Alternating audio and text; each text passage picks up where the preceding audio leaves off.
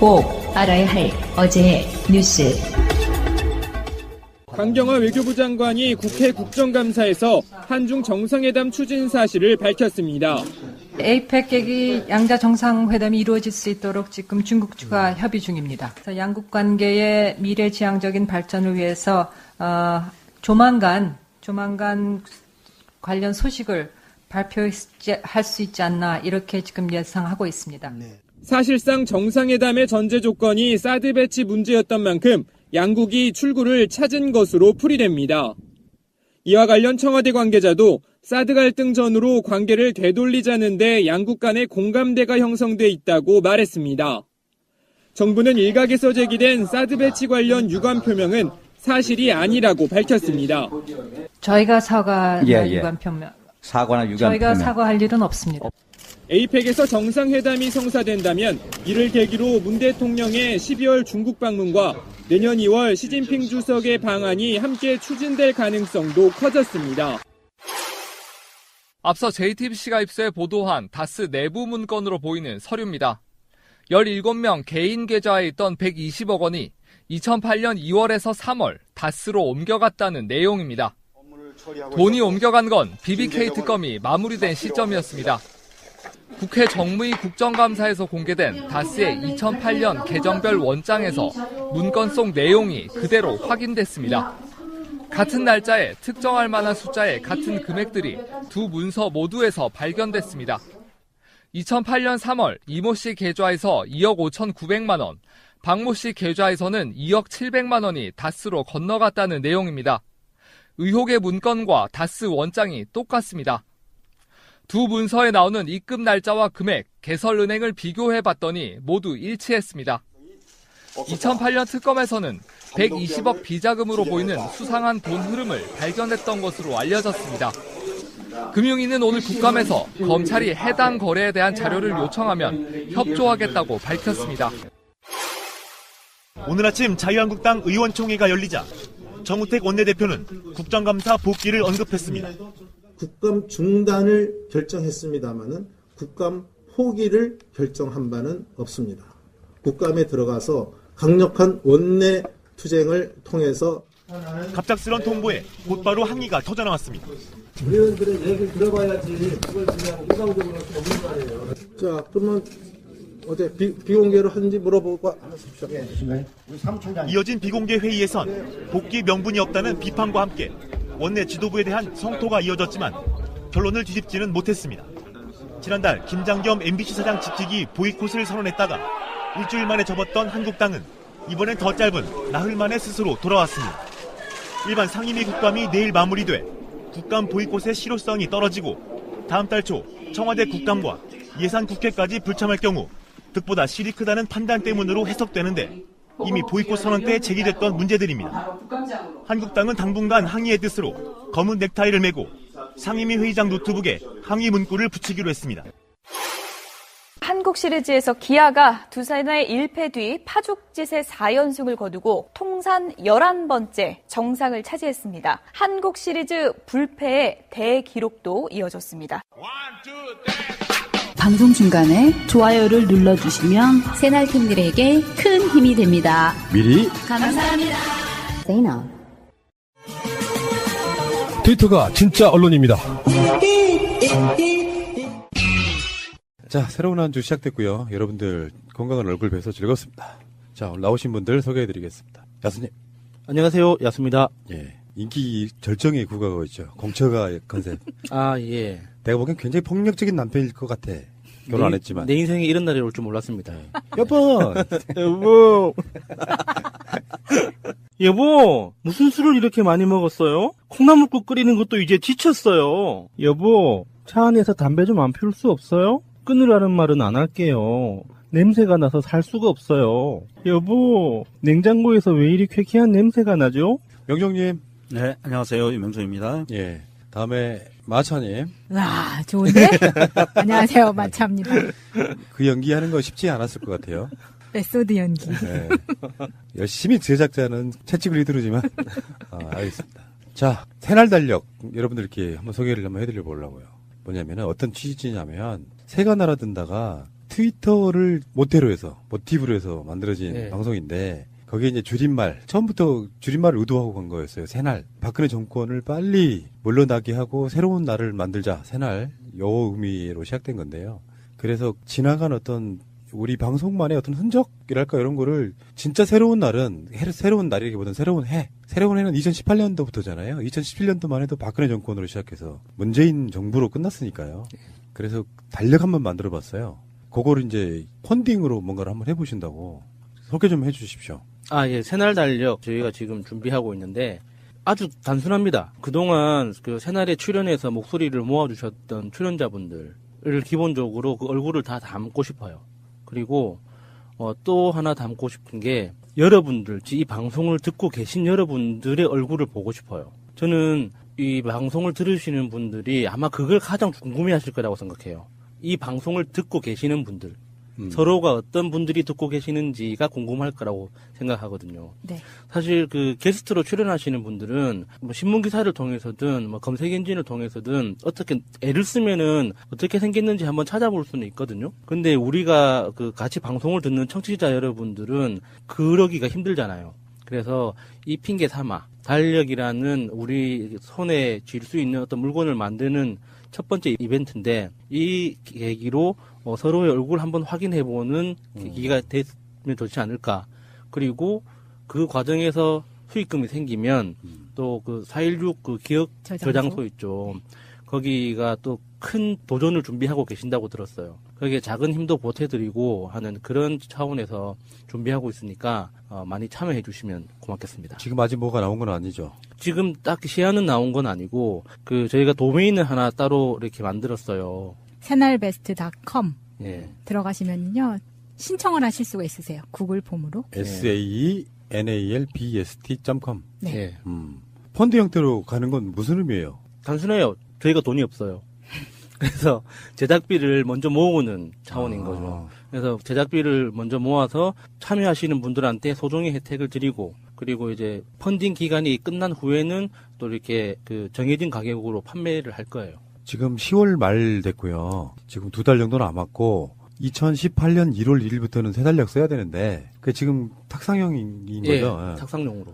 그러니까 그 달력을 보면 저는 일반적인 달력과는 좀 다르게 만들었으면 좋겠어요. 그래서 촛불 1주년에 관련된 주요 날짜라든지 세월호 사건 관련된 날짜라든지 그렇죠.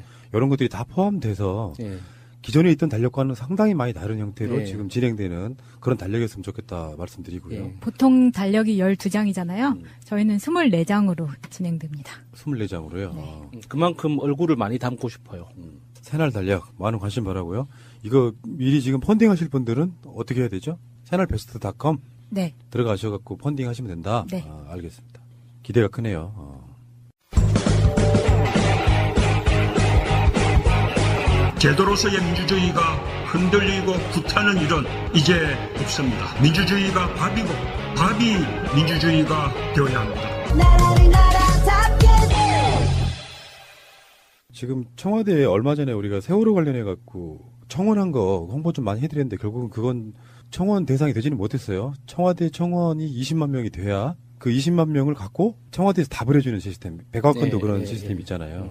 근데 최근에 낙태죄 폐지 청원이 23만 명이 넘었다고 합니다. 그래서 지금 이게 그 조국 수석 등 관련된 분들이 답을 해줄까? 저번에 또 그거 한번 답을 해준 적이 있었거든요. 청소년 범죄에 관련해가지고 관련된 분들이 답을 한 적이 있는데 20만 명이 넘었으니까 낙태죄 폐지에 대해서는 저희들이 작년인가 방송에서 우리 한번 다룬 적이 있습니다. 그 게스트 나와가지고 낙태죄가 그러니까 실제로는 낙태죄라고 하는 것이 사문화된 법에 좀 가까워요. 낙태를 해도 그걸로 처벌하거나 그러지는 않는데 그것을 법적으로 낙태를 할 수 있게 한다 이런 개념보다는 낙태라는 것을 법으로 금지하고 있는 조항을 없애달라 이런 거 아닙니까? 그렇죠. 아이를 낳을 수 있는 권리를 여자인 내가 갖고 싶다 이런 의도가 포함되어 있는 거예요. 네. 프랑스를 예를 잠깐 들어보면요. 낙태 합법화를 시킨 게 1975년이에요. 그러니까 우리나라가 한 40년 뒤쳐져 있는 거거든요. 그 전까지는 낙태 비용이 70만 원 정도 드는 거를 건강보험에서 80% 정도 적용을 해줬는데 2013년부터 낙태 비용도 전액 건강보험에서 해주고 있고요. 뭐 임신 12주까지 낙태를 허용하고 여성의 낙태를 방해하거나 하지 못하게 하는 것도 법적으로 처벌받게 되어 있어요. 그러니까 우리나라는 내 여자친구가 내 허락도 없이 낙태를 했어요라고 내가 경찰서 가서 고발하겠다 하는 남자들이 나오면서 이게 막 같이 막 이슈가 되고 막 그러면서 악용을 하니까요.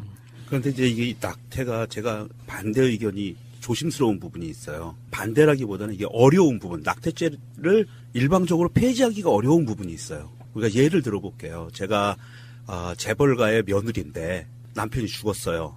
그리고 총수가 오늘 내 돌아가시려고 그래요. 뱃속에 아기가 있어요. 그러면 상속을 나만 받기 위해서 애를 지우면 되거든요. 민법이 그렇게 나와요. 뱃속에 있는 태아도 상속의 권리가 있어요. 그래서 제가 이제 애매한 부분이라는 건 뭐냐면 우리나라의 민법까지 같이 손봐야 돼요. 낙태죄를 없애기 위해서는. 굉장히 복잡한 절차가 필요하고요. 이 민법을 없앤다는 거는 민법이라는 거는 상관습에 따라서 만들어지는 거거든요. 우리가 살아온 관습에 의해서 결정되는 게 민법이기 때문에 상속이라든지 이런 모든 부분들을 손대서 같이 손을 봐야 되기 때문에 낙태죄를 그냥 형법에 있는 낙태죄만 없앤다고 되는 게 아니에요. 민법을 같이 손봐야 되기 때문에 그만큼 조국 수석도 이거에 대해서 할게 말게라고 그렇게 쉽게 대답할 수는 없는 부분이 있어요. 그러니까 이거는 저는 내용은 차치하고 청와대가 이런 시스템 만들었다는 거에 대한 가치를 높게 사고 싶어요. 20만 명 정도면 굉장히 많은 숫자잖아요. 이런 사람들이 여기에 대해서 어떤 청원을 했다고 하면 이것을 뭐 받아들이겠다 말겠다 이런 것보다 상황도 설명해주고 궁극적으로는 이런 방식으로 가는 것이 좋지 않을 것 같은 해법도 제시해주고 이런 부분이 어떤 시스템화되고 있다는 것이 굉장히 좋은 부분이고요. 지금 청와대 가면은 그런 식으로 20만 명을 넘기 위한 각종 청원들이 무지하게 벌어지고 있는데 저번에 우리가 방송으로 이야기했던 것들 중에 일베 폐쇄 이게 지금 5만 명 정도까지밖에 안 됐는데 며칠 안 남았다고 해요. 방송 나가는 날짜로 따지면 2, 3일밖에 안 남은 걸 거라고 저는 보는데 이런 것도 있고 그렇다고 해서 청와대에서 그러면 여러분들이 20만 명이 청원했으니까 일베 폐쇄할게 이렇게는 안 할 거예요. 그건 말도 안 되는 거고 입장을 밝힌다는 거 이거는 이제 어떤 의미가 더 중요하냐면은 우리 같은 보통 국민들의 입장에서는 이 심각한 사안을 정부는 알고 있을까 이 부분이에요. 그래서 청원을 보고 이러이러한 아까 명령님 말씀처럼 상황이 이러이러하니 이렇게 돼야 된다고 알려주면 사실상 집정민주주의의 한 방식 중에 하나가 아닌가 이런 생각을 해봅니다. 청와대 가셔가지고요. 일베 청원은 저희도 찬성하잖아요. 반대하시는 분 없지요? 네. 야수님이 일베는 일베 안에 가둬놓는 게 더 낫다라고 주장하셨었어요. 맞아요. 그런데 이렇게 일베를 폐쇄한다고 해서 그거를 반대하는 건 아니고 만약에 일베처럼 뭐 극우적인 그 반인륜적인 표현들이 뭐 범람하는 사이트가 있을 때 생길 때마다 그 사이트를 폐쇄시킨다는 건 위험의 요소가 많은 것 같아요. 위헌의 요소도 많고 그러니까 위험해질. 그러니까 걔네들이 다 어디로 가겠냐. 예, 저는 기본적으로 위험한 것일수록 가까이 두고 지켜봐야 된다고 생각하거든요. 이게 정말 지워버리면 정말 내가 위험을 통제를 못하기 때문에 위험한 것일수록 가까이 두고 내가 잘 관리를 해나가는 게 전체 더 많은 사람들이 안전하게 살 수 있다고 봐요. 저는 이제 그 부분에 대해서 아주 적극적으로 반대하는 게 뭐냐면 얘네들은 범죄자예요. 범죄자는 법에 처벌을 받으면 돼요. 그러니까 이 일베를 그냥 사이트만 지우자라는 얘기가 아니라 일베 안에서 모든 범죄 행위를 한 애들을 다 처벌하자. 맞아. 운영자도 처벌하자. 그렇게 했으면 이런 맞아요. 개념이거든요. 저는 적극 동의합니다. 일베를 없애자라는 게 일베라는 사이트가 또 회사의 사유물이잖아요. 그러니까 그 회사의 사유물을 공적으로 강제적으로 어떻게 조치를 취하는 것보다 개별 행위가 법을 저촉하고 있으면 그 사람들을 찾아내서 처벌하면 되거든요. 그리고 처벌하면은 일베라는 사이트 자체의 상업적 가치가 떨어져요. 지금은 우리가 권력기관들이 처벌을 하지 않기 때문에 사람들이 모여들고 사람들이 모여드는 만큼 상업적 가치가 올라간단 말이에요. 사이트의 상업적 가치가. 그런데 그게 상업적 가치가 떨어지기 시작하면 회원도 안 모이게 되거든요. 그래서 저는 그런 방식으로 접근을 해야지 사이트 자체를 뭐 이렇게 폐쇄를 시킨다거나 하는 예를 들면 이런 거예요. 소라넷 있죠. 소라넷 이렇게 추적해가지고 없앴잖아요. 그러면 소라넷에서 활동하던 그 사람들, 커뮤니티 회원들은 그냥 그 상태로 자기 욕망을 포기할까요? 절대 그렇지 않거든요. 자기들이 다른 커뮤니티에 모여서 다시 그 활동을 이어간단 말이죠. 그러면 일베에 있는 베스트 유저들의 개인 정보를 가지고 있으니까 이걸 가지고 좀 관리 감독을 할 수 있는 방법은 없을까요? 그냥 처벌하면 돼요. 개별 사안마다 처벌만 하면 돼요. 일베라는 사이트가 미국 사이트이기 때문에 우리가 폐쇄를 시킬 수 없습니다, 법적으로. 그거는 아니에요. 국내법으로 폐쇄시킬 수가 없기 때문에 미국의 협조를 받아야 돼요. 아니, 미국 협조 그거 상관없어요. 소라넷은 그러면 어떻게 폐쇄를 시켰어요? 그거하고는 상관없어요. 이렇게 도메인 소유권하고는 상관없이 운영자에 대해서 처벌을 할 수가 있는데 우리는 저는 아직까지 운영자뿐만 아니라 그 게시물을 올리는 사람들에 대해서도 이런 거 있죠. 미국에는 나치를 찬양하면은 무조건 처벌하잖아요. 관광객도 이렇게 체포하고 하는데 그런 식의 아주 처벌 조항이 좀 미비한 상태인 건 맞아요. 그러니까 지금 그 일베닷컴 같은 경우에는 우리가 폐쇄시킬 수 있는 권한은 없지만 차단시킬 수 있는 권한이 있어요. 그래서 우리가 보통 FBI 워닝 뜨는 부분으로 해서 차단을 시킬 수 있고 일단 처벌을 우선 하면 됩니다. 그럼 모든 게 다 해결이 돼요. 처벌이 그동안 안 됐기 때문에 그런 문제들이 벌어지는 거니까. 예, 어쨌건 뭐 낙태죄 폐지 청원은 20만 명을 넘었고 일베 폐쇄 청원은 5만 명 정도 됐다 그러는데 뭐 여러 가지 의미에서 국민들의 뜻을 보여주는 건 중요하다고 생각해요. 사실은 모든 법 제정도요. 알고 보면 국민들의 여론에 따라서 만들어지는 거거든요.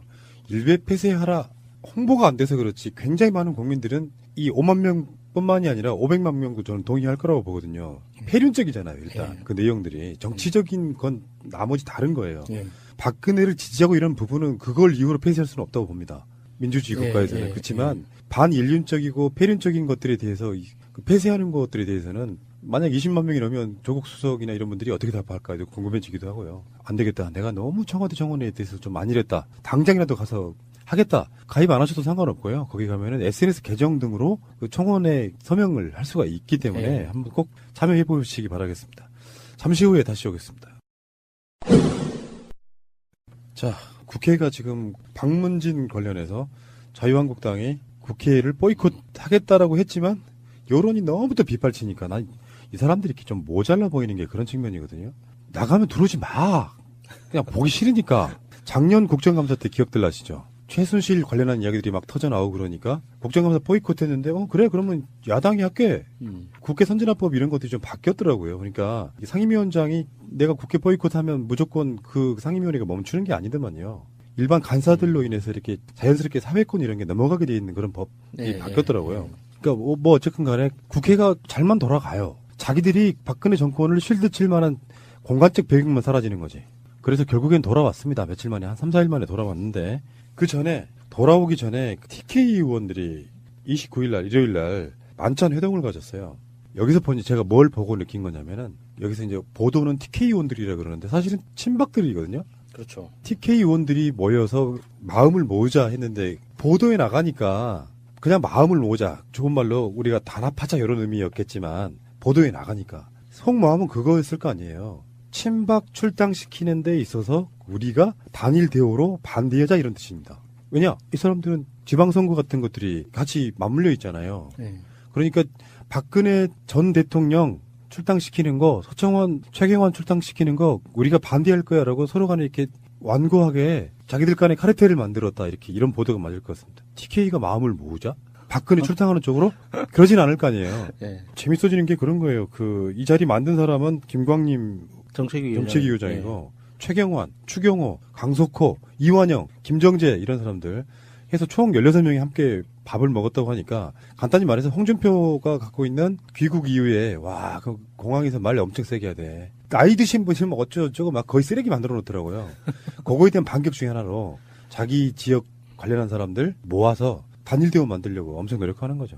이게 그 식사 자리에서 그랬다잖아요. 그 서청원, 최경환 의원 출당 문제 그리고 박근혜 출당 문제만 빼고 모든 이야기를 했다잖아요. 그게 무슨 뜻이겠어요? 너 알지 이거지. 말 안 해도 아는, 말 안 해도 동의할 수 있는 건 빼고 그냥 눈빛으로 이제 주고 받으면서 쓸데없는 이야기 하면서 중요하지 않은 이야기로 이제 건배사하면서 우리가 남이가 이제 이 전략으로 또 가는 거죠. 세력 싸움 하는 거죠. 다음 달 3일 출당 부분을 결정한다고 하는데 결론적으로 가면은 세대결 의원총회 같은 거 해서 찬반 하게 되면 박근혜가 출당인지 아닌지가 결정이 날 거 아니에요. 미리 이제 표단속 하는 거라고 보시면 될 것 같고요. 그런 과정에 자유한국당은 이제 국감 보이콧을 처리하고 복귀를 했는데 드레스 코드가 참 멋져요. 유치하다고 해야 될지 멋지다고 해야 될지 아직 판단이 안 서네요. 11.6 때도 상복을 안 입던 인간들이 자기들은 까만색 양복을 입어야 될 거 아니에요. 박정희 제삿날인데 근데 그때도 안 입던 그 상복을 뒤늦게 그 박문진 이사 2명 뺏겼다고 이 상복 입는 거 너무 웃기잖아요. 뺏긴 게 아니고 지들이 뺏어가지 못해서 그런 거죠. 이게 그렇죠.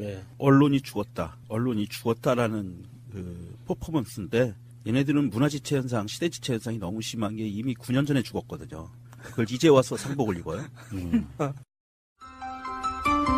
새가 날아든다는 여러분들의 하트를 먹고 삽니다. 잊지 않으셨죠? 에피소드 제목을 누르고 플레이가 되면 오른쪽 위에 하트를 꼭 눌러주세요. 오늘도 감사합니다. 더 많은 분들이 들을 수 있도록 하트 꼭 눌러주세요. 나가긴 나갔어요. 근데 예. 국정감사가 끝나잖아요. 이제 10월달로 해서. 예. 나갔는데 11월 1일 날은 문재인 대통령이 시정연설합니다. 예산안 갖고. 내년 예산안. 그리고 11월 8일 날은 트럼프가 국회 연설을 합니다. 지금 안 풀면은 방법이 없어. 11월 1일이 지나고 풀면 문재인은 패싱하고 트럼프한테만 들어오냐? 이런 소리 듣기 딱 좋은 거고. 그리고 문재인 대통령 그 시정연설하는데 지지율이 75% 넘는 대통령이 시정연설하는데 그때까지도 자유한국당이 보이콧하고 있으면 그 자리 비어있을 거 아니야. 그러면 항상 뒷말이 나오게 돼 있거든요. 그러니까 그렇지 않아도 지금 국회 보이콧한 거에 대한 비난의 화살이 엄청 쏟아지는데 문재인 대통령 시정연설에도 그 자리를 텅 비워놔. 그러면 당연히 또 한 번 더 여론의 문매를 맞겠죠. 그러니까 방법이 없다. 이번 주 초저에 빨리 들어가자 하면서 그냥 들어온 거예요. 사실 이게 예견돼 있었던 거거든요. 길게 갈 수 없다. 네. 그리고 국정감사는 이제 다 끝나가고 이들의 전략이라고 하는 게 사실 너무 비열하다 이런 느낌이 항상 보고 있으면 느끼는 거 그런 거 아니겠습니까? 딱히 카드가 없죠. 상황 자체가. 그러니까 이게 그 한국당 의원들, 그러니까 지도부를 제외한 평 의원들이 보면 정말 답답할 것 같아요. 지도부가 하는 게 마음에 안 드는데 딱히 자기가 지도부라고 생각해도 마땅한 카드가 없거든요. 지금 전국 자체가 지지율이 모든 걸 말해주고 있는 거고, 그리고 정책, 여당에서 지금 추진하고 있는 정책들이 기본적으로 국민들한테 지지를 받고 있기 때문에 자기들이 그거를 뒤집을 수 있는 어떤 뭐 계기가 없잖아요. 그러니까 쪼그라드는 거 말고는 답이 없는데 그냥 얌전히 쪼그라들기에는 억울하니까 뭔가 발버둥이라도 쳐보는 거지만, 그래도 지도부가 하는 게 그러니까 일종의 조삼모사 같이 느껴지잖아요. 이랬다 저랬다. 그 정우택의 말은 이런 겁니다. 방송 장악 음모에 대한 최소한의 항의였다. 방송 장악 음모에 대한 최소한의 항의였다. 음모를 가지고 말할 사람은 아닌 것 같은데 대단한 사람이네요. 그렇죠. 이 자유당 애들이 이렇게 국감 보이콧하고 돌아온다는 복귀한다는 사실은 이거는 예상돼 있는 거고, 우리가 흔히 이렇게 표면적으로 나타나 있는 것처럼 11월 1일 날 대통령 시정연설, 트럼프 오고, 사실은 그거는 그냥 핑계예요. 제가 보기에는 핑계고, 얘네들이 들어오는 복귀하는 타이밍이 이제는 예결산이잖아요. 예산. 그래서 자기네 지역구의 예산이 갈 수 있는 거를 그나마도 깎일까봐 들어온다거나 그런 생각을 해요. 네. 돈이지 뭐. 얘네들이 보는 건 오로지 돈밖에 없어요. 다른 거 국가, 정의, 국민 이런 거 안 봐요. 자기네 지역에 돈 갖고 가는 거, 그래서 또 다음에 국회의원 되는 거, 이거 외에는 없어요. 얘네들이 노리는 건. 그래서 예산 이제 심의를 해야 되니까 들어오는 거지 뭐. 그 외에는 다 핑계라고 봅니다. 굉장히 좋은 지적이시고요. 그런데 이게 지금 이번 주가 사실은 굉장히 많은 것들이 결정될 수 있는 주다 이렇게 보시면 됩니다. 주말에 바른정당의 김무성을 비롯한 그 통합파들이 자기들끼리 모여가지고 뭔가 이야기를 했고, 자유한국당에서는 최고위원회 같은 걸 열어서 출당 문제를 본격적으로 이제 매듭을 짓겠다고 하는 것이고, 그렇다 보니까 이 상황에서 서청원의, 홍준표의, 최경환의 이거 까발릴 거야 하고 폭로전, 여기에 대해서 지금 국민들이 귀초가 주목되고 있어요. 사실 참 우리도 그런 입장이에요.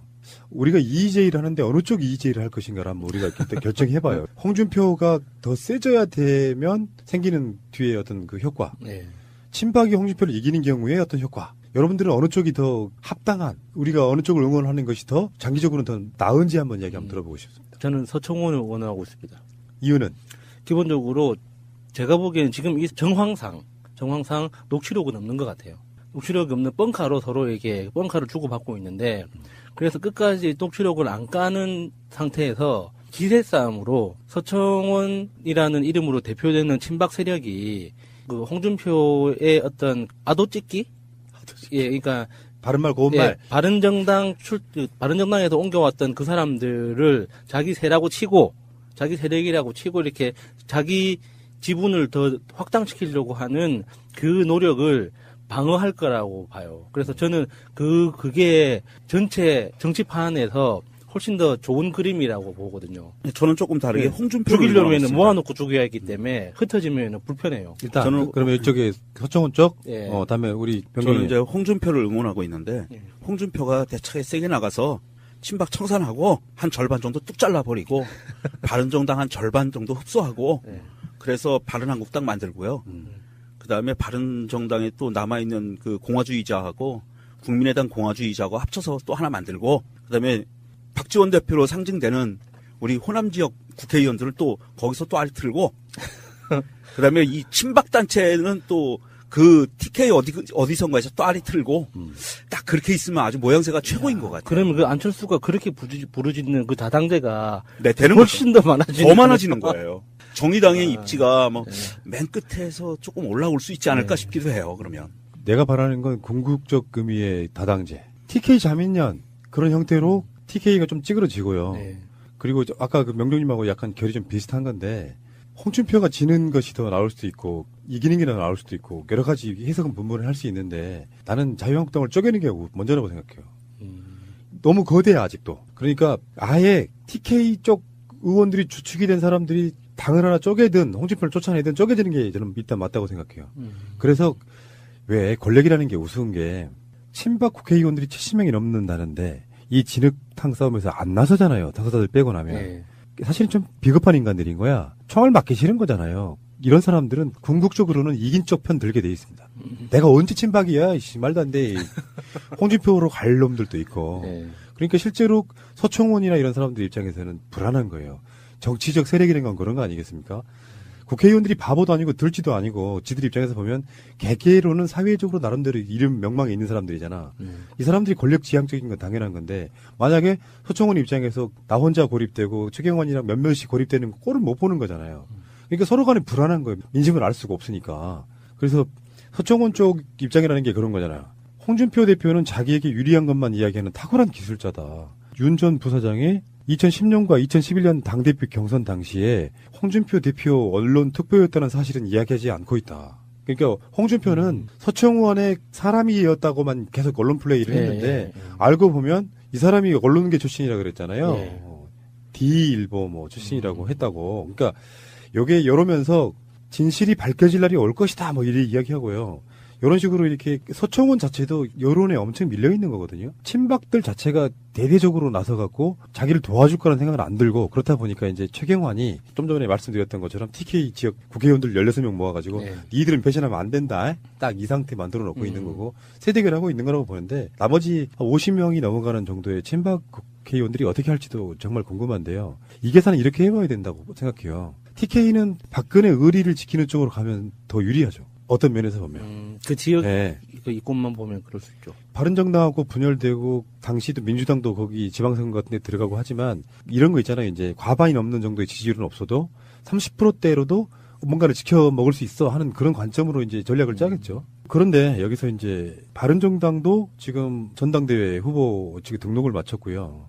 13일날, 얼마 남지 않았네요. 한 2주 정도 남았는데, 유승민 출마했고요. 정운천 출마했고, 박유근 출마했고 하태경, 정문원, 박인숙 이런 사람들이 지금 출마해가지고 전당대회 레이스에 들어가는데 전당대회 레이스 들어가기 전에 통합파들은 갈 거야 말 거야 아마 제가 봤을 때는요 11월 3일이 친박 출당 결론이 난다 그랬잖아요.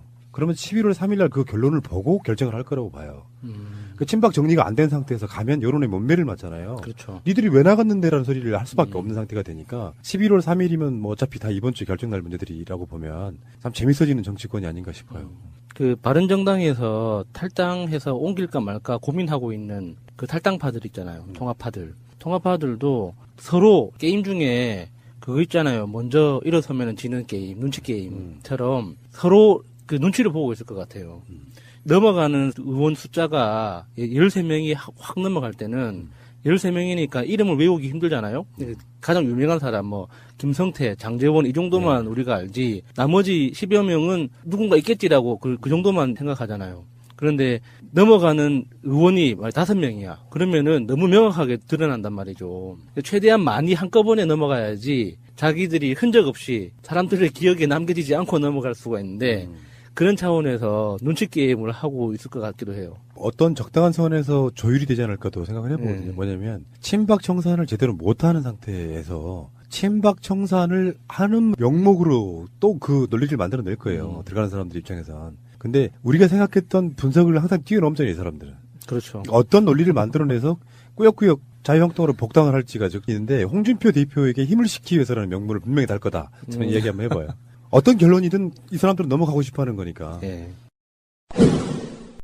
자, 문재인 대통령의 지지율에 대한 이야기 잠깐만 하겠습니다. 촛불 1주년 맞이해가지고요. 한겨레가 여론조사한 국정 운영 잘하고 있냐 이렇게 물었던 여론조사가 하나 나왔는데 긍정평가 76.3 그리고 부정평가가 19.9였습니다. 뭐 취임 100일 이런 여론조사도 있고 지금 현재는 촛불 1년 여론조사 촛불 1년에 기념해가지고 여론조사한 게 문재인 대통령이 잘하고 있다가 76%다. 실제로 이게 굉장히 어마어마한 거거든요. 어떤 시기였냐면 지금까지는 대통령들이 취임을 하면 취임의 컨벤션 효과로 잘했으면 좋겠다라는 그런 방식으로 여론조사를 해서 그렇죠. 굉장히 많은 지지율이 처음에 나와요. 근데 그게 어떤 여러 가지 논란들이 섞이면서 2, 3개월 안에 대부분 빠집니다. 그래서 대통령 선거 때 득표율 정도로 이렇게 일단 가요. 그러다가 선거 하나가 있으면 그게 출렁하고 또 바뀌기도 하고 그러는데 문재인 대통령 지지율은 지금 거의 반년째 76%다. 4분의 3의 국민들은 문재인 대통령이 잘하고 있다고 느낀다. 이런 거거든요. 통계적으로는 압도적인 거의 몰표 수준인 거잖아요. 근데 재밌는 게 이게 중요해요. 지지의 확장성 이런 측면에서 문재인 대통령 지지했던 40% 넘는 분들이야. 그렇다 치고 나머지는 어디서 왔냐? 국민의당 안철수 후보 투표자의 63.9%, 바른정당 유승민 후보 투표자의 74.3%, 정의당 심상정 후보를 찍은 이의 94.5%가 문 대통령의 국정 운영에 긍정적인 의견을 냈습니다. 홍준표 찍은 사람들은요? 31%입니다. 심지어 32%가 홍준표 쪽에도 있어. 그러니 76% 지지율이 나오는 거죠. 바른정당 유승민 찍은 사람 중에 74.3%라는 것도 굉장히 눈에 띄네요. 워낙에 득표율이 낮아가지고 한 5, 6% 갖고는 어떻게 설명을 할 수가 없는 방법이고 제가 봤을 때는 안철수가 20%를 찍은 사람이잖아요. 네. 안철수가 20% 득표를 얻었는데 그중에 63.9%가 찍고 있다는 것도 굉장히 놀라운 일입니다. 이거는 제가 봤을 때 나머지 안철수의 대통령 선거 때 표의 성향을 분석할 수 있다고 봐요. 그러니까 나머지 30몇 %의 사람들은 사실 보수 쪽에서 온 표들일 가능성이 되게 높다고 분석해 볼 수 있겠죠. 여기서 더 그 지지율이 높아지는 게 좋은 걸까요, 과연? 이게 정상적인 통계나 설문조사에서 80% 이상의 지지율이 나오는 게 과연 가능한 걸까 싶은 그런 의문도 드네요. 그건 이제 제가 봤을 때는 분석을 위한 분석이에요. 높아지면 좋지. 나쁠 게 하나도 없죠. 그렇죠. 지지율은 높을수록 좋은 거고요. 그래서 이 지지율을 보면서 제가 무슨 생각을 했냐면 이런 생각을 했어요. 우리 문재인 대통령을 아주 많이 사랑하는 우리 문재인 대통령 고유의 지지자분들, 이분들에게 좀 당부를 드리고 싶은 거 한 말씀만 좀 드리겠습니다. 한 말씀 이상하면 안 돼요. 네. 끝. 문재인 대통령은 철저한 민주주의자거든요. 민주주의라는 것은 다양성을 인정하고 다름과 틀림을 구분할 줄 알아야 되고요. 그 다름에 대해서 나와 다른 의견을 갖고 있는 사람, 다른 사람, 정치적인 성향을 갖고 있는 사람, 이런 사람들에 대해서 그 간격을 좁히고자 굉장히 노력하는 그런 절차가 필요한 것이 민주주의고요. 그래서 우리 문재인 대통령을 사랑하는 많은 우리 고유의 지지자분들한테 당부를 드리고 싶은 것은 지금 이 여론조사 결과에 나온 것 같은 것을 자세히 보셔야 돼요. 문재인 대통령이 대통령 선거에서 41%의 지지율과 플러스 지금 35%의 지지율이 더해진 건데 이 지지율이 더해진 사람들은요. 문재인 대통령을 선거 기간에 지지하지 않았던 분들이에요. 이런 분들이 문재인 대통령이 정치 잘하네 라고 지지를 해주게 된 결과거든요. 지금. 그렇다고 봤을 때 문재인 대통령을 지지하는 사람들은 하나의 마음을 더 가져야 될 게 지지 더하기 포용의 정신입니다. 이 뒤늦게 합류한 홍준표를 지지했던 사람들 중에 30% 되는 사람들 포용해야 돼요. 그래야 문재인 대통령의 지지율이 80% 이상으로 올라갈 수가 있습니다. 정치에서 왜 지지율이 이게 중요하냐면은 우리는 이제 약간 좀 그런 이론을 갖고 있을 수 있다고 봐요. 지지율이 빠지면 좀 빠질 수도 있지 뭐. 근데 좋은 건 좋은 쪽으로 이용하고 나쁜 건 나쁜 쪽으로 이용하지 않는 게 문제거든요. 지지율이 높게 나온다고 하는 것은 그 메시지가 각 정치권뿐만 아니라 국민들한테 주는 메시지가 있는 거잖아요. 근데 그게 잘하고 있다고 바라보는 시각, 국민들의 다수는 문재인 대통령 잘하고 있구나라고 생각하는 그 시각들이 정치적 지향점이 별로 없는 사람들한테 굉장한 영향을 주는 거예요. 그렇죠. 예. 그러니까 그렇다 보니까 지지율이 고공 플레이를 하게 되면 사실 국회에서의 여소야대가 극복되는 측면이 바로 이거지 않습니까? 이런 측면에서는 촛불 1주년 여론조사가 주는 시사점이 굉장히 크다고 보는데 정당 지지율도 나왔거든요. 한번 읽어주실래요? 정당 지지도는 더불어민주당 47.2%, 자유한국당 10.3%, 정의당 7.7%, 바른정당 6.4%, 국민의당 6% 순이었고요. 무응답은 18.6%. 여기서는 이제 더불어민주당 지지율도 박스권에 gat혀 있더라고요. 45에서 55 사이 이렇게 왔다 갔다 하는데 중요한 건 자유한국당이 10%입니다. 10.3%. 그러니까 촛불 1주년으로 조사한 이 조사에서 정의당이 무려 7.7 나왔으니까요. 자유한국당이나 정의당이나 사실상 오차 범위 내에 들어있는 거고요. 그 오차 범위 내가 우리가 이런 얘기 할 수밖에 없잖아요. 가성비가 너무 떨어지는. 자유한국당 입장에서는 정말 대책이 없는 거예요. 지금 최근에 홍준표가 당대표 되고 그러면서 막 역동적인 모습 좀 보여주려고 노력할 때 어떤 여론조사에서 20%까지 나온 걸 본 적은 있는데 다수의 여론조사에서는 15% 정도의 박스권에 머물고 있거든요. 20%하고 10% 사이에 계속 머물고 있는 자유한국당하고 바른정당 6.4, 국민의당 6% 이거 다 합쳐봐야 더불어민주당보다 안 나오는 거거든요. 무응답이 18.6이니까 이 정도가 되면 저는 이 시그널을 좀 다른 식으로 분석 한번 해야 된다고 생각해요. 개혁해. 좀 무리가 있더라도 밀어붙여. 그런 시그널이 아닐까요? 그렇죠. 그리고 국민의당도 정말 고민해봐야 됩니다. 이게 5%, 6% 계속 반복적으로 이렇게 나오고 전체 지지율에서는 거의 꼴찌를 도맡다시피 하고 있는데 이런 상황에서 자기들이 왜 정치를 하는지 진짜 안철수부터 시작해서 정말 석고대죄는 안 했군요. 석고대죄 해야 되지만 반성하는 그런 성찰을 해야 되는 시기인 거예요. 그러니까 6개월 정도가 다 지나가는데 불구하고 대통령 지지율이 76% 나온다는 건 문재인 대통령이 너무 잘하는 것도 있지만 국민들이 야당한테 희망 자체가 없다는 뜻이거든요.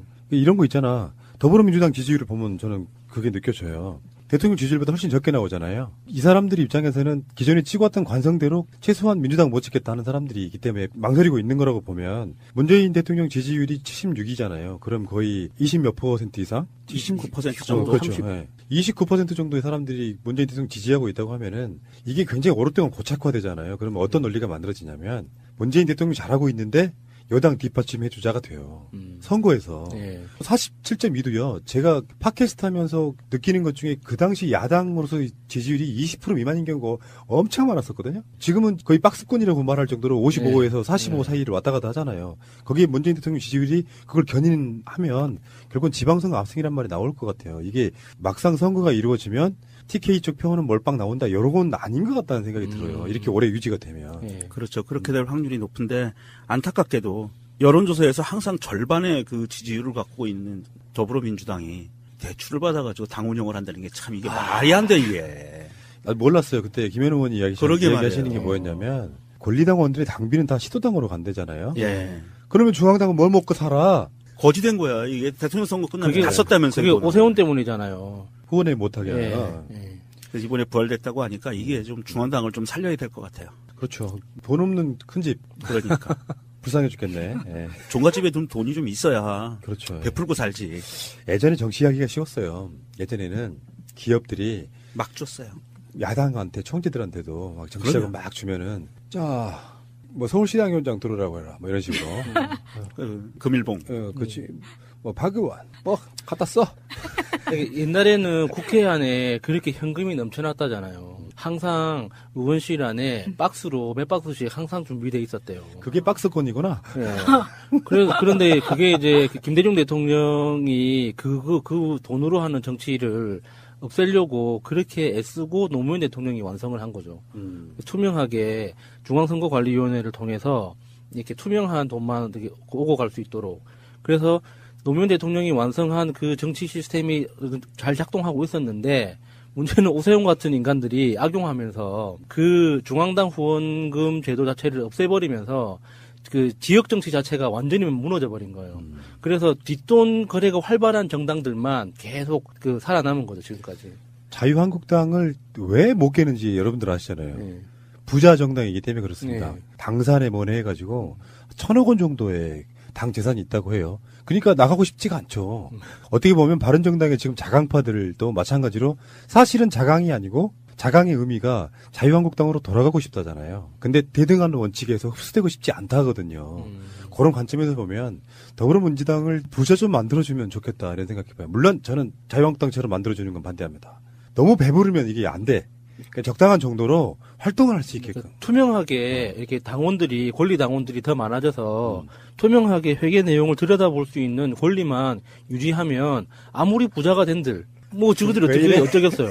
그러니까 너무 많이 부자는 만들어주면 안 되고요, 사실. 푸나님 말씀대로 배부르면 나태해지니까 2017년도 남은 2달 동안 50억, 내년 2018년도에 100억이죠? 네, 그렇죠. 그 정도까지만 더해주면 안 돼요. 그럴까?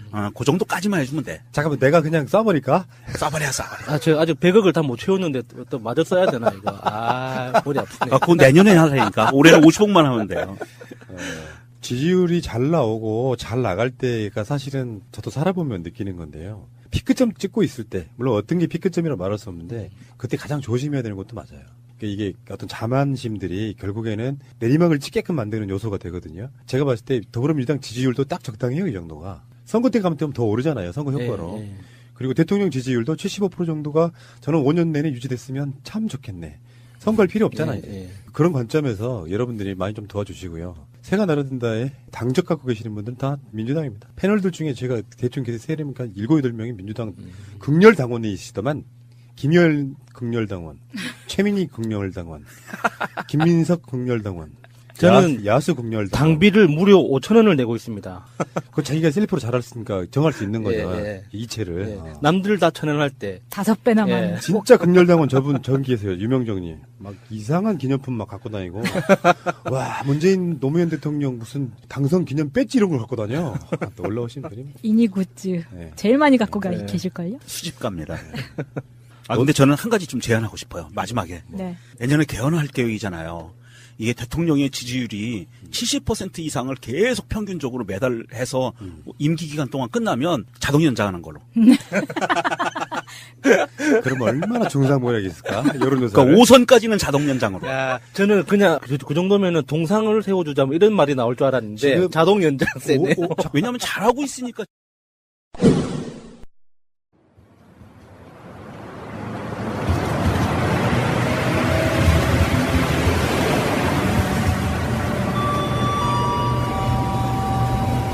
지금 열차는 광주 송정역에 도착합니다. 미리 준비하시기 바랍니다. 내리실 문은 왼쪽입니다. 1980년 5월 18일 전후 광주와 전남 일원에선 신군부의 집권 음모를 규탄하고 민주주의의 실현을 요구하며 민중 항쟁이 일었지요. 당시 무고한 시민들은 사망과 부상, 구속 등 어마어마한 피해를 입었고요. 그 중에는 어떤 장소에서 어떻게 죽었는지 또 어디에 시신이 묻혔는지조차 알 수 없는 행방불명자들도 있습니다. 작은 목소리팀은 항쟁 당시 사라진 가족의 행방을 찾으며 고통과 그리움 속에 살아온 행방불명자 가족을 만나기 위해 옛 전남도청을 찾았습니다.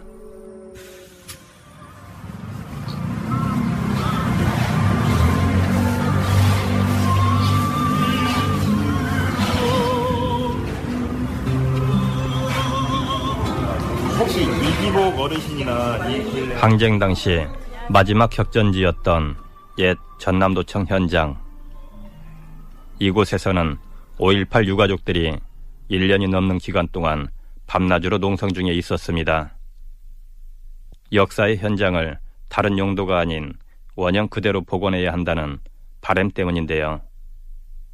5.18 행방불명자 가족인 81세 위기복 어르신도 이 자리를 지키고 계셨습니다. 완도에 가서 공사를 맡았고 일을 하고 있는데 5.18이 일어났다 해서 올라오는 게 길이 막혀서 못 올라와요. 5.18이 일어났다고 해서 이제 강조가 난리가 나는데 새끼들이나 가족은 강조가 있는데 올라오지 못하니까 잘 미치겠지. 그런데 5.18이 이제 끝났다고 대인당에서 올라와서 온 게 아들이 얘기가 없어요. 그래서 얘기 어디 갔냐고 다 가서 안 들어오고 없어져 버렸다고 그래. 자녀분이 몇 살 때였어요? 국민학교 1학년이요. 국민학교 1학년이면 막 입학해놓고 죽었어요. 7, 8살 정도 됐나요? 네. 총소리가 가득했던 당시 광주는 사라진 아들을 찾아 나서는 것조차 불가능했다고 합니다. 그때 당시 찾으러 나가서 돌아다니다가 주민들한테 얻어듣고 이제 밖에 돌아다니지 마라 얻어드는 게로 까다워 당신들도 죽은 게로 들어가라는 게 이제 무사서 집으로 들어오고 그런 사실이 있죠. 자식을 잃어버린 엄마가 안 찾았어요. 아무리 찾으려고 애를 써도 찾지를 못하겠어요. 찾을 길이 없어. 못 찾고 한 1년인가 2년인가 지났는데 유족회에서 비망록이라는 책을 냈대요. 책. 근데 책 전시회를 하는데 가서 본 게 비망록에서 우리 아들 사진이 있어요. 딱 두루놓아서 이렇게 사진 찍으니까 사진을 찾은 게로 비망록에 실렸을 게 5.18에 희생되었다는 게 확실히 가서 M16 총상으로 딱 나와요. 그럼 국민학교 1학년 쟤네가 뚱땅뚱땅 좋다고 이제 곧보러 다닌다고 쫓아갈 것 아닙니까? 그런 게 총으로 쏴버리는 갑이요. 고작 7살 난 아들이 총에 맞아 사망했다는 것을 비망록을 통해 알았다는 아버지. 아들의 유고를 찾고자 전국 사방팔방을 다녔지만 37년이 지난 지금도 유고를 찾지 못했습니다. 지금도 가슴에서 떠나질 않지요. 저기서 부르면 저기서 막 뛰어오잖아. 아버지한테 뛰어오는 그런 모습이 나와요. 그런 모습. 그런 거 저런 것이 아무거나 마음이 아파요. 내가 안 되어서 다녔고 여가 있었더라면 잃어버리지 않았을까. 창현아, 아버지는 죽는 그 시간까지 널 잊지 않고 있다. 내 가슴이 너는 살아있어. 항상. 내가 항상 자나깨나 네 얼굴 내 눈에는 상상하게 떠오른다.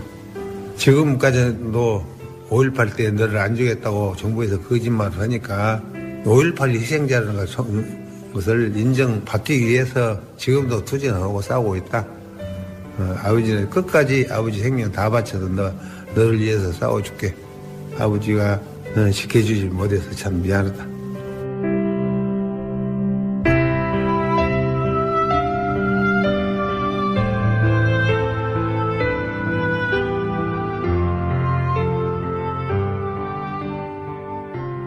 이번에도 역시 옛 전남도청에서 농성 중인 또 다른 행방불명자의 가족 이근내 어르신을 만나봅니다. 어르신은 5.18 항쟁 이후 22년 동안 아들이 행방불명 상태였다가 지난 2001년이 되어서야 비로소 아들의 요구를 찾았다고 합니다. 19 고등학교 졸업했어요. 본관에가 5시 들어놓고 있었어요. 닭목 짜치를 딱 덮어놨대. 하얀 닭목으로. 걔들이 열어봤어. 열어본 게 아니요. 얼굴도 없고 옷도 하나도 안 입혀놨어요. 우리 애기는. 1년만 꿇어라. 꿇으면 내가 맹년에 버릴게. 학원에 그 대신 다니고 1년만 꿇어라. 대학교 간다는 게 1년만 꿇어라니. 그러면 내가 너 좋아하는 대로 옷 한 벌을 맞춰줄게. 그러고 해갖고 내가 옷을 한 벌 맞춰줬어. 구두까지 맞춰줬는데 그 옷은 하나도 없고 빤스도 안 입혀놓고 딱 그 닭목 하얀 거로 막 둘러 씌놨어. 그래서 난 우리 애가 아닌 줄 알았지. 얼굴이 없는 게. 얼굴도 없었어. 열을 원박 떨어져보고 없었어요. 그래갖고 못 찾아갖고 22년 만에 찾았어요. 분명 그날 아들은 어머니가 사준 셔츠며 바지, 구두까지 신고 나갔는데 확인한 시신은 맨몸이었고 얼굴도 없었습니다. 22년간 아들을 알아보지 못한 어머니의 가슴에는 한이 깊이 남았습니다. 송장이 와서 그거 있어도 그거 가서 이거 떨스 봐도 그래갖고 옷도 안 입혀놓고 맨사댕이로 닭목 짰지만 그래서 내가 이렇게 가슴이 아파요. 닭목 옷을 한 벌을 내가 입혀서 보냈으면 내가 덜 못한 뒤 옷도 안 입고 맨다니다 해서 그대로 썩어갖고 누가 임자가 없으니까 맨사댕이를 묻어버렸어요. 우리 애기는. 그런데 거의 기었어요. 우리 애기가. 얼굴도 없길래 우리 애기 아니다고 망울대 가서 봐도 그 얘기고 여기서 봐도 그 얘기고 하길래 얼굴이 없으니까 못 알아보셨다고. 뒤통수 열만 있고 없어. 그래갖고 아니 우리 애기 아니야. 옷도 아닌데 옷을 입혀놨을 건데 옷도 하나도 없는데 그러고 덜어나오고 3번을 나왔어. 그래갖고 이제 엄마 망울동을 이제 차로 새로 가버렸지. 망울동에 가서 이제 들여다보니까 그 송장이요. 그래서 이것 우리 애기 아닌데 어디가 있을까 어제서 나가고 어디로 갔을까 하고는. 그렇게 맨몸으로 망월동에 묻힌 아들은 DNA 검사를 통해 22년 만에 비로소 엄마의 품으로 돌아올 수 있었는데요. 지난 37년간 어머니는 80년 5월 그날을 되뇌이고 또 되뇌어 왔습니다. 새벽 3시, 4시 됐는데 가시네가 마이크 들고 시민 여러분들 나와서 우리 좀 도와주라고. 그래서 내가 우리 애기 안 들어왔는데 하고 내가 발을 굴르고 막 울게.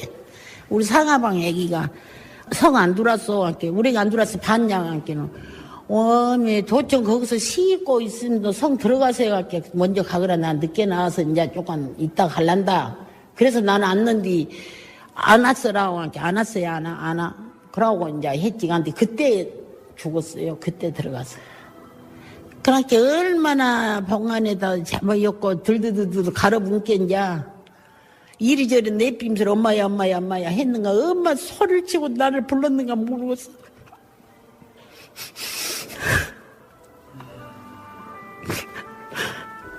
어디만 가면 엄마야 가고 책만 사러 가려도 엄마 같이 가 그러면은 책방에서 누나요 하면 우리 큰 누나예요.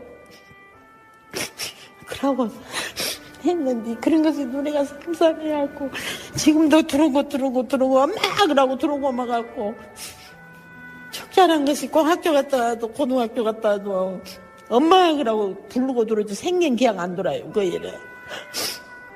어딜 가든 엄마를 찾고 꼭 엄마를 부르며 집에 들어왔다는 다정한 아들.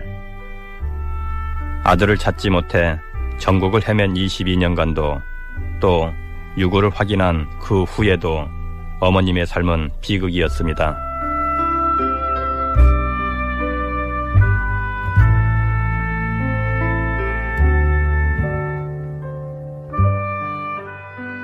(1980년 5월) 광주는 지금도 살아있는 현실입니다. 아직도 해결되지 않은 역사입니다.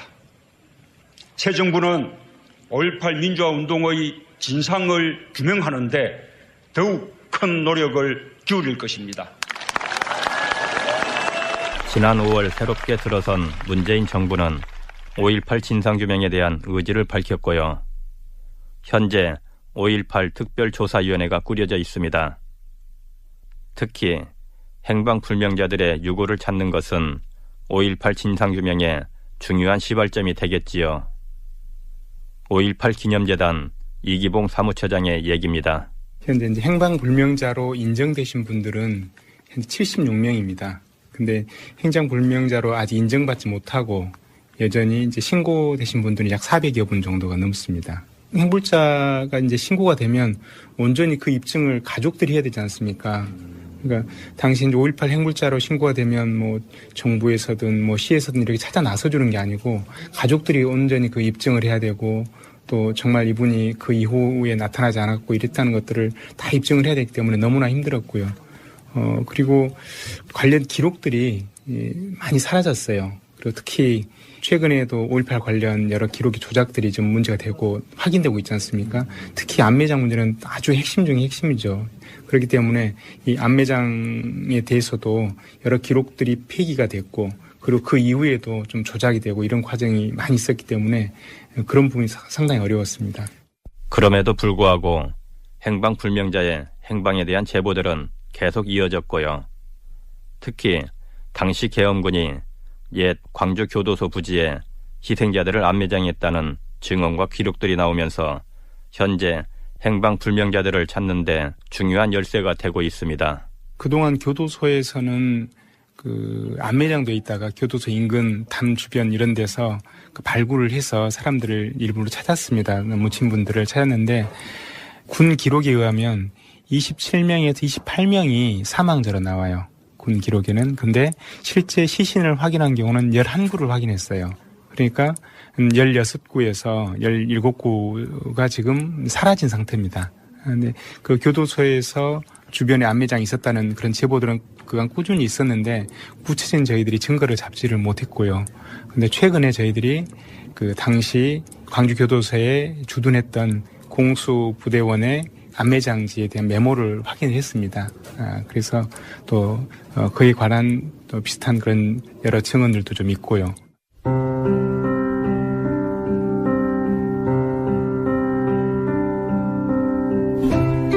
다음 주 월요일인 10월 30일 드디어 옛 광주교도소 재소자 농장터에서 현장 발굴 조사가 시작됩니다. 광주교도소 부지에서 안매장 발굴 작업이 이루어지는 것은 5.18 이후 37년 만에 처음이라는데요. 지금은 아스팔트로 포장되어 있는 땅, 이곳에 억울한 희생자들의 유골이 단 한 구라도 있다면 반드시 실오라기까지 온전히 가족의 품으로 돌아가야겠지요. 작은 목소리팀이 광주를 찾았던 날, 그날도 변함없이 옛 전남도청에 모여있던 5.18 유가족들의 가슴에 맺힌 이야기들로 오늘 작은 목소리는 마무리 짓겠습니다. 나는 그때 당시 우리 아들 24살을 먹었었어요. 그 운전을 배웠어.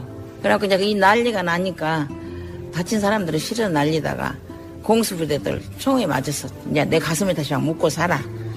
그 얘기를 하려면 가슴이 매서 말이 안 난 거예요. 우리 아들은 29에 결혼해서 1년 6개월, 100일 넘은 딸을 100일 잔찬 5일 공공이 맞아서 세상을 떠불고, 지금 마누라는 26세 혼자 돼갖고 애기 시살 먹은 놈 놔둬보고 가불고. 밤낮 집에 가서도 그래. 호영아, 네 자리 찾아놓고 내가 너 늦었대 가마. 나 너 자리 안 찾아놓고 나 안 죽을란다. 여기서 죽더라도 너 죽은 자리에서 내가 죽지. 나 집에 와서는 안 죽는다. 그놈하고 말해.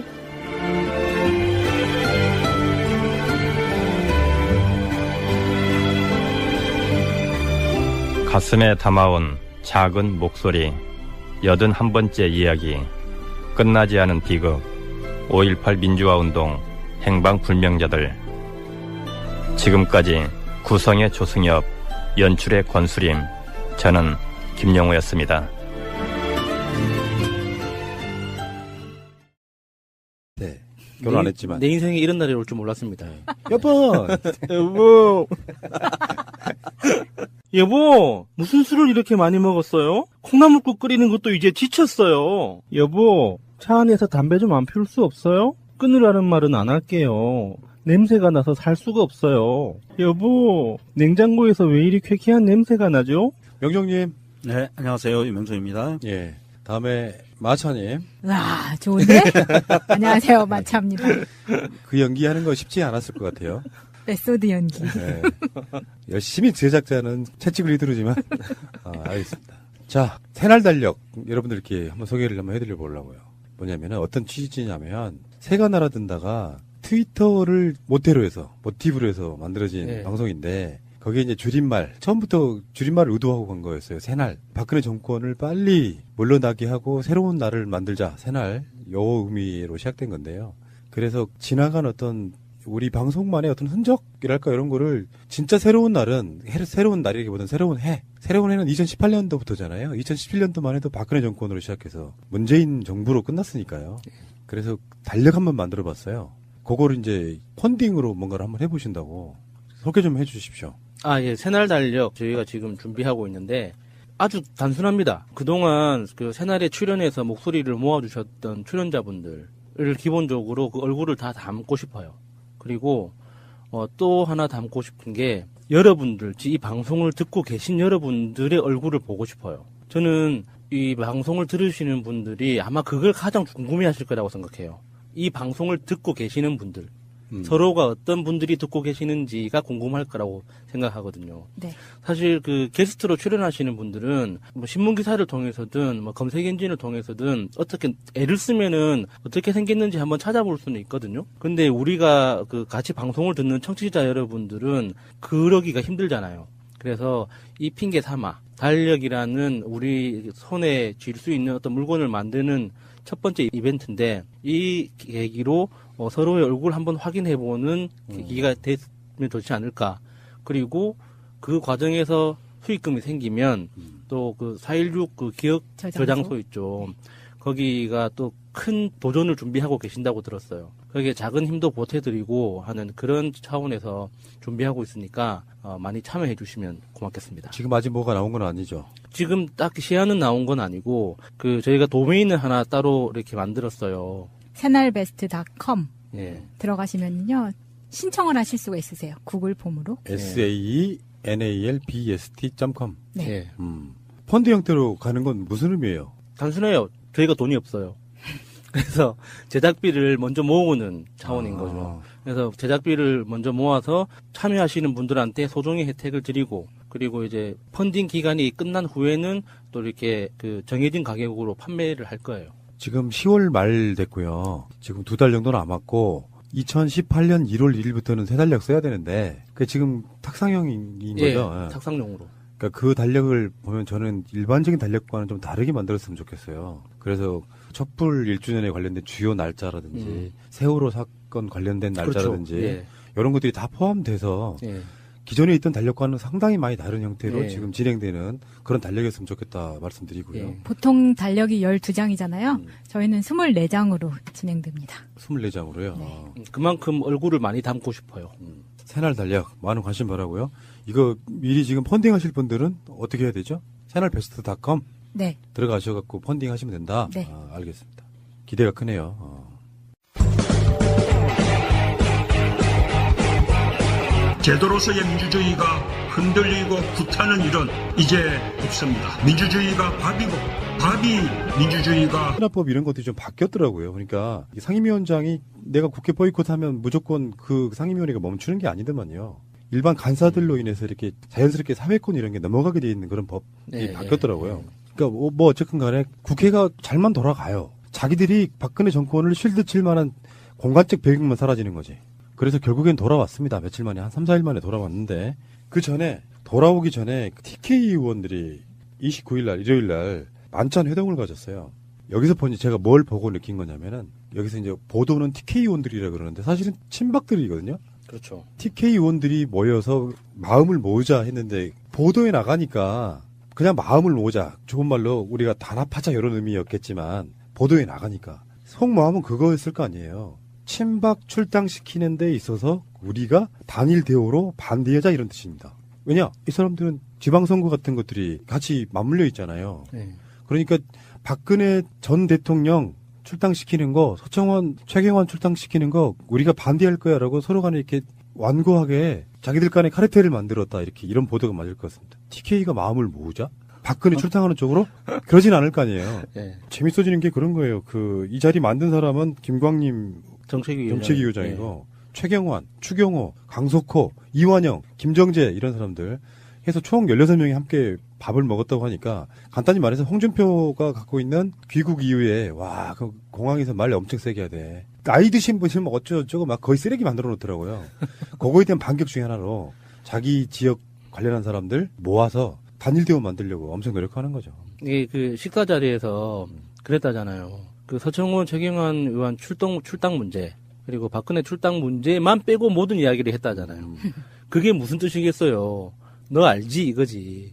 말 안 해도 아는, 말 안 해도 동의할 수 있는 건 빼고 그냥 눈빛으로 이제 주고 받으면서 쓸데없는 이야기 하면서 중요하지 않은 이야기로 이제 건배사하면서 우리가 남이가 이제 이 전략으로 또 가는 거죠.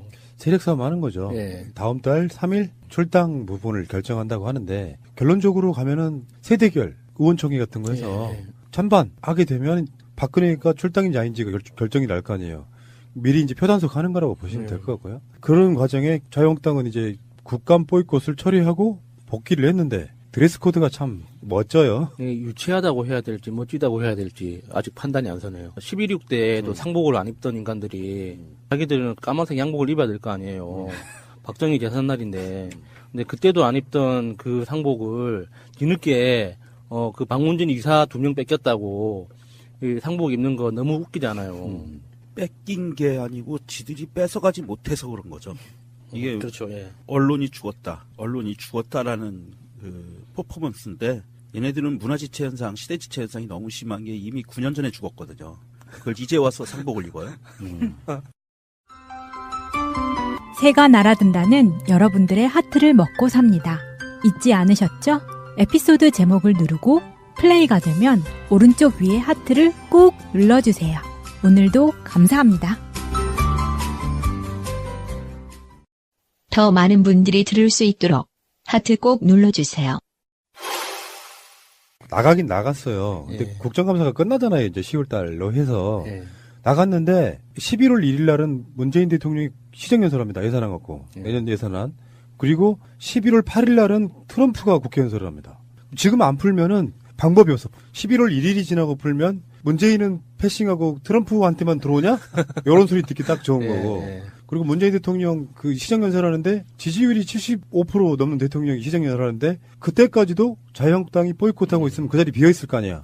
그럼 항상 뒷말이 나오게 돼 있거든요. 그러니까 그렇지 않아도 지금 국회 보이콧한 거에 대한 비난의 화살이 엄청 쏟아지는데 문재인 대통령 시정연설에도 그 자리를 텅 비워놔. 그러면 당연히 또 있을 때 생길 때마다 그 사이트를 폐쇄시킨다는 건 위험의 요소가 많은 것 같아요. 위헌의 요소도 많고 그러니까 위험해질. 그러니까 걔네들이 다 어디로 가겠냐. 예, 저는 기본적으로 위험한 것일수록 가까이 두고 지켜봐야 된다고 생각하거든요. 이게 정말 지워버리면 정말 내가 위험을 통제를 못하기 때문에 위험한 것일수록 가까이 두고 내가 잘 관리를 해나가는 게 전체 더 많은 사람들이 안전하게 살 수 있다고 봐요. 저는 이제 그 부분에 대해서 아주 적극적으로 반대하는 게 뭐냐면 얘네들은 범죄자예요.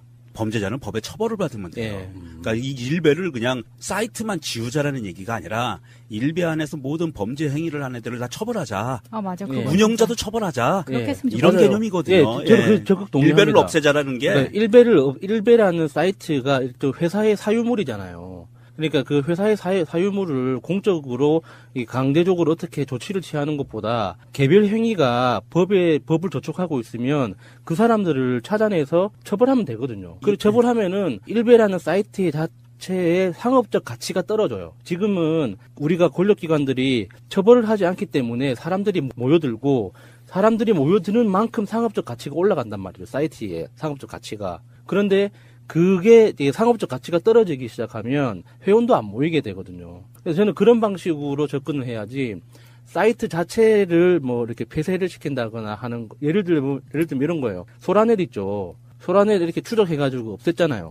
그러면 소라넷에서 활동하던 그 사람들, 커뮤니티 회원들은 그냥 그 상태로 자기 욕망을 포기할까요? 절대 그렇지 않거든요. 자기들이 다른 커뮤니티에 모여서 다시 그 활동을 이어간단 말이죠. 그러면 일베에 있는 베스트 유저들의 개인 정보를 가지고 있으니까 이걸 가지고 좀 관리 감독을 할 수 있는 방법은 없을까요? 그냥 처벌하면 돼요. 개별 사람마다 처벌만 하면 돼요. 일베라는 사이트가 미국 사이트이기 때문에 우리가 폐쇄를 시킬 수 없습니다, 법적으로. 그거는 아니에요. 국내법으로 폐쇄시킬 수가 없기 때문에 미국의 협조를 받아야 돼요. 아니, 미국 협조 그거 상관없어요. 소라넷은 그러면 어떻게 폐쇄를 시켰어요? 그거하고는 상관없어요. 이렇게 도메인 소유권하고는 상관없이 운영자에 대해서 처벌을 할 수가 있는데 우리는 아직까지 운영자뿐만 아니라 그 게시물을 올리는 사람들에 대해서도 이런 거 있죠. 미국에는 나치를 찬양하면은 무조건 처벌하잖아요. 관광객도 이렇게 체포하고 하는데 그런 식의 아주 처벌 조항이 좀 미비한 상태인 건 맞아요. 그러니까 지금 그 일베닷컴 같은 경우에는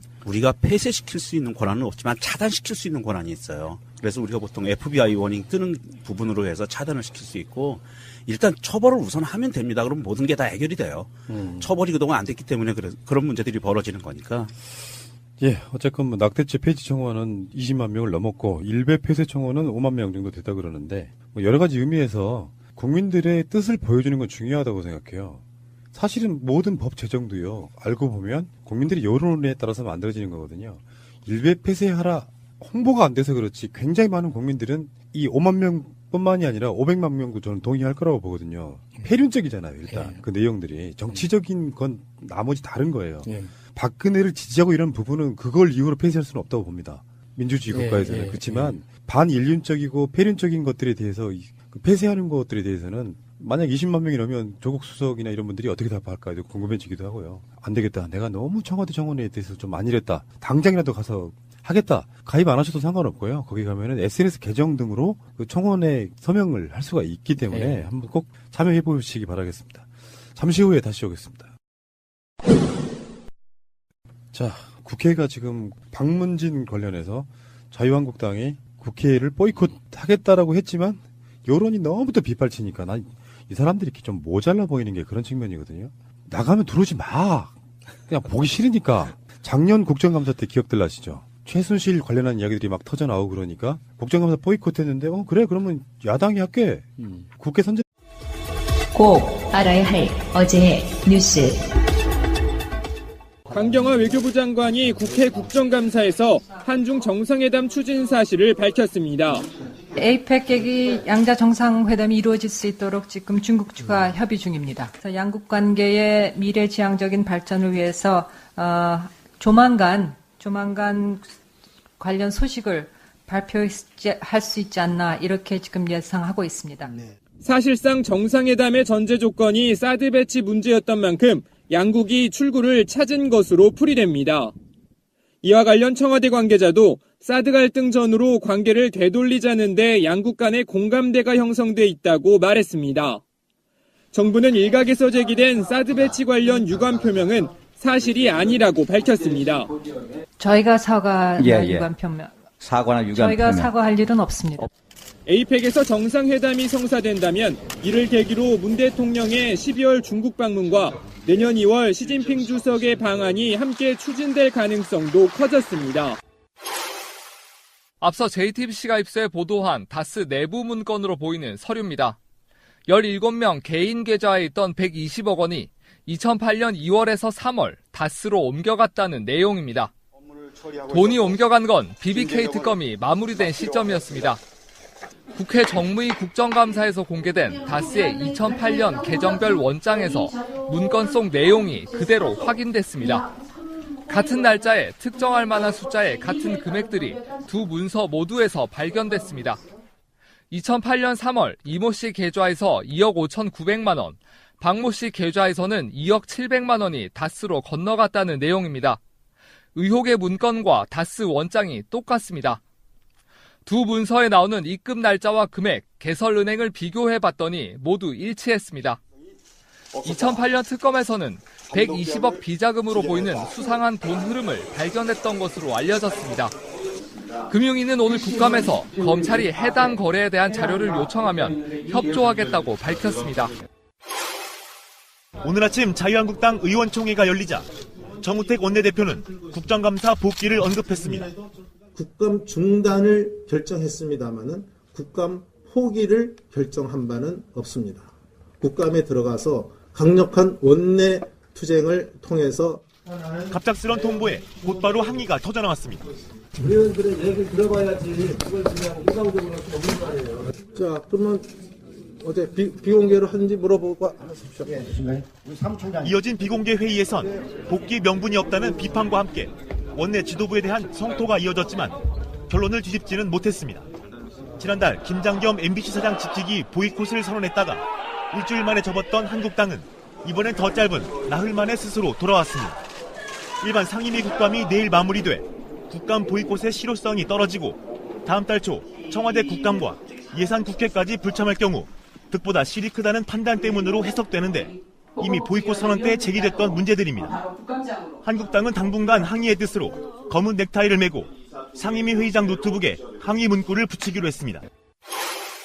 한국 시리즈에서 기아가 두산의 1패 뒤 파죽짓의 4연승을 거두고 통산 11번째 정상을 차지했습니다. 한국 시리즈 불패의 대기록도 이어졌습니다. 방송 중간에 좋아요를 눌러주시면 새날팀들에게 큰 힘이 됩니다. 미리 감사합니다. 트위터가 진짜 언론입니다. 자, 새로운 한 주 시작됐고요. 여러분들 건강한 얼굴 뵈서 즐겁습니다. 자, 오늘 나오신 분들 소개해드리겠습니다. 야수님. 안녕하세요. 야수입니다. 예. 인기 절정의 국가가 있죠. 공처가 컨셉. 아, 예. 내가 보기엔 굉장히 폭력적인 남편일 것 같아. 지금 청와대에 얼마 전에 우리가 세월호 관련해갖고 청원한 거 홍보 좀 많이 해드렸는데 결국은 그건 청원 대상이 되지는 못했어요. 청와대 청원이 20만 명이 돼야 그 20만 명을 갖고 청와대에서 답을 해주는 시스템. 백악관도 그런 시스템 있잖아요. 근데 최근에 낙태죄 폐지 청원이 23만 명이 넘었다고 합니다. 그래서 지금 이게 그 조국 수석 등 관련된 분들이 답을 해줄까? 저번에 또 그거 한번 답을 해준 적이 있었거든요. 청소년 범죄에 관련해가지고 관련된 분들이 답을 한 적이 있는데 20만 명이 넘었으니까 낙태죄 폐지에 대해서는 저희들이 작년인가 방송에서 우리 한번 다룬 적이 있습니다. 그 게스트 나와가지고. 네. 낙태죄가, 그러니까 실제로는 낙태죄라고 하는 것이 사문화된 법에 좀 가까워요. 예. 낙태를 해도 그걸로 처벌하거나 그러지는 않는데 그것을 법적으로 낙태를 할 수 있게 한다 이런 개념보다는 낙태라는 것을 법으로 금지하고 있는 조항을 없애달라 이런 거 아닙니까? 예, 그렇죠. 아이를 낳을 수 있는 권리를 여자인 내가 갖고 싶다 이런 예. 의도가 포함되어 있는 거예요. 네. 프랑스를 예를 잠깐 들어보면요. 낙태 합법화를 시킨 게 1975년이에요. 그러니까 우리나라가 한 40년 뒤쳐져 있는 거거든요. 그 전까지는 낙태 비용이 70만 원 정도 드는 거를 건강보험에서 80% 정도 적용을 해줬는데 2013년부터 낙태 비용도 전액 건강보험에서 해주고 있고요. 뭐 임신 12주까지 낙태를 허용하고 여성의 낙태를 방해하거나 하지 못하게 하는 것도 법적으로 처벌받게 되어 있어요. 그러니까 우리나라는 내 여자친구가 내 허락도 없이 낙태를 했어요라고 내가 경찰서 가서 고발하겠다 하는 남자들이 나오면서 이게 막 같이 막 이슈가 되고 막 그러면서 악용을 하니까요. 그런데 이제 이게 낙태가 제가 반대 의견이 조심스러운 부분이 있어요. 반대라기보다는 이게 어려운 부분, 낙태죄를 일방적으로 폐지하기가 어려운 부분이 있어요. 우리가 예를 들어볼게요. 제가 재벌가의 며느리인데 남편이 죽었어요. 그리고 총수가 오늘 내 돌아가시려고 그래요. 뱃속에 아기가 있어요. 그러면 상속을 나만 받기 위해서 애를 지우면 되거든요. 민법이 그렇게 나와요. 뱃속에 있는 태아도 상속의 권리가 있어요. 그래서 제가 이제 애매한 부분이라는 건 뭐냐면 우리나라의 민법까지 같이 손봐야 돼요. 낙태죄를 없애기 위해서는 굉장히 복잡한 절차가 필요하고요. 이 민법을 없앤다는 거는 민법이라는 거는 상관습에 따라서 만들어지는 거거든요. 우리가 살아온 관습에 의해서 결정되는 게 민법이기 때문에 상속이라든지 이런 모든 부분들을 손대서 같이 손을 봐야 되기 때문에 낙태죄를 그냥 형법에 있는 낙태죄만 없앤다고 되는 게 아니에요. 민법을 같이 손봐야 되기 때문에 그만큼 조국 수석도 이거에 대해서 할게 말게라고 그렇게 쉽게 대답할 수는 없는 부분이 있어요. 그러니까 이거는 저는 내용은 차치하고 청와대가 이런 시스템 만들었다는 거에 대한 가치를 높게 사고 싶어요.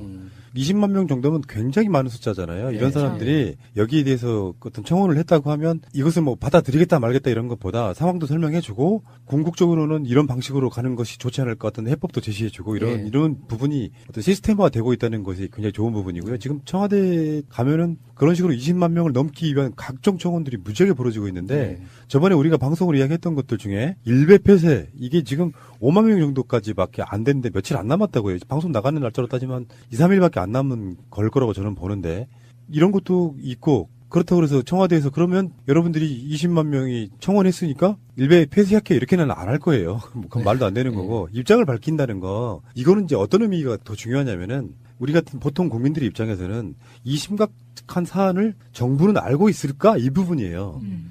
그래서 청원을 보고 이러이러하니 아까 명령님 말씀처럼 상황이 이러이러하니 이렇게 돼야 된다고 알려주면 사실상 집적 민주주의 한 방식 중에 하나가 아닌가 이런 생각을 해봅니다. 청와대 가셔가지고요. 일베 청원은 저희도 찬성하잖아요. 반대하시는 분 없지요? 네. 야수님이 일베는 일베 안에 가둬놓는 게 더 낫다라고 주장하셨었어요. 맞아요. 그런데 이게 일베를 폐쇄한다고 해서 그거를 반대하는 건 아니고 만약에 일베처럼 뭐 극우적인 그 반인륜적인 표현들이 뭐 범람하는 사이트가